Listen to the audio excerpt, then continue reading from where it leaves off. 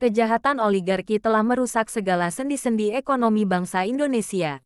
Oligarki menguasai seluruh elemen masyarakat Indonesia sudah sejak lama. Maka tak perlu saling menyalahkan.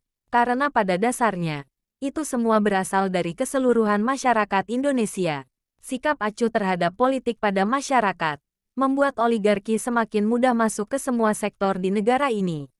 Coba saja kita narasikan bahwa masyarakat masih banyak menganggap dan berpikir bahwa politik itu tidak penting. Kalau kita tak kerja, maka kita tak makan. Ungkapan yang demikian ada benarnya secara praktis. Namun, secara kompleksitas dan dinamis itu merupakan kesalahan besar. Banyak masyarakat yang kurang tahu arti sebuah kebijakan yang dikeluarkan atau diproduksi oleh penguasa oligarki. Padahal, kebijakan itu akan berdampak besar dan luas. Sehingga secara pasti, kebijakan itu nanti akan membuat dampak buruk bagi keberlanjutan kehidupan ekonomi masyarakat.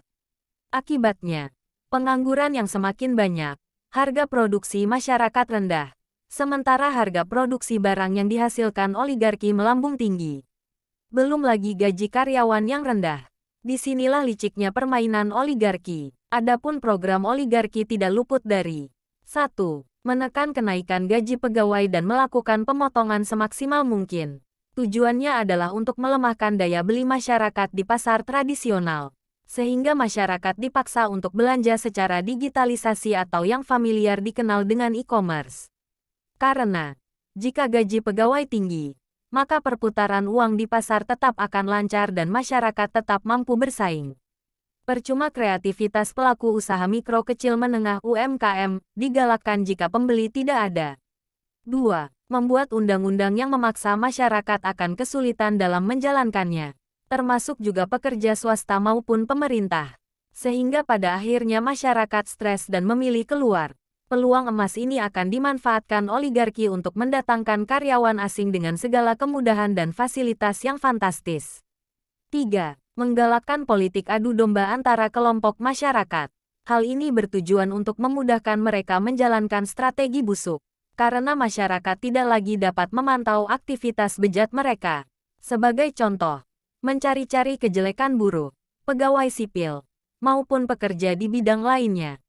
Nah, masyarakat pun merasa bahwa oligarki berbaik hati. Seakan-akan para oligarki sedang berupaya memperhatikan masyarakat dengan mencela pelayanan yang buruk. Padahal, sesungguhnya bukan pelayanan yang buruk, tapi justru oligarki sengaja memperburuk dengan isu-isu yang kemudian dapat membuat atau melahirkan mosi saling serang antar golongan masyarakat. 4. Tekan harga produksi pertanian dan naikkan bahan serta alat yang dibutuhkan petani. Contohnya saja, harga pupuk, mesin, dan lainnya.